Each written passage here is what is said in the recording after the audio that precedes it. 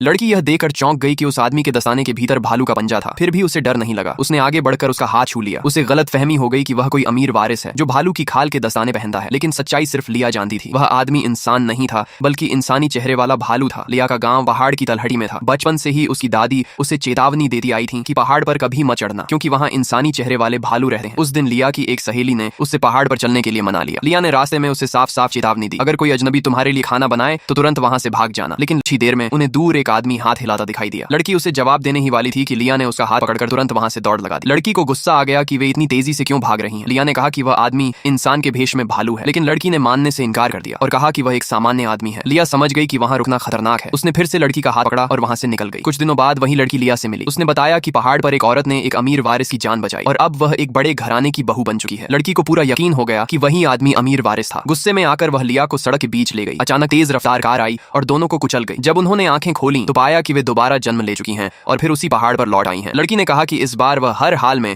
उस अमीर वारिस से शादी करेगी। लिया समझ गई कि लड़की को भी पिछला सब कुछ याद है, लेकिन लिया का मकसद अलग था। वह उस आदमी को पकड़कर दूसरों को नुकसान से बचाना चाहती थी। लिया पहले से तैयार की हुई दवा निकाल ही रही थी कि लड़की ने उसे धक्का दे दिया। वह आदमी की ओर दौड़ पड़ी ताकि उसका दिल जीत सके। लिया चिल्लाई कि यह बहुत खतरनाक है, लेकिन लड़की की आंखों के सामने सिर्फ ऐसा और ऐशो आराम की जिंदगी थी। उसी पल लिया को अपनी दादी की बात याद आई, जब भालू की सांसें भारी होने लगें और उसकी आंखें लाल हो जाएं तो वह सबसे ज्यादा खतरनाक होता है। लिया ने आखिरी बार लड़की से पहाड़ छोड़कर साथ चलने की विनती की, लेकिन लड़की को लगा कि लिया उससे जलन कर रही है। लिया समझ गई कि अब समझाने का कोई फायदा नहीं। वह अकेली पहाड़ से नीचे उतर गई। लड़की उस आदमी के पीछे जंगल की गहराइयों में चली गई। थोड़ी ही देर में उसे महसूस हुआ कि उसका व्यवहार अजीब होता जा रहा है। उसकी पकड़ लगातार और मजबूत होती जा रही थी। डरी हुई लड़की ने घर लौटने की बात कही, लेकिन तब तक बहुत देर हो चुकी थी। अगले ही पल वह आदमी भालू में बदल गया और लड़की की चीखें पूरे जंगल में गूंज उठी।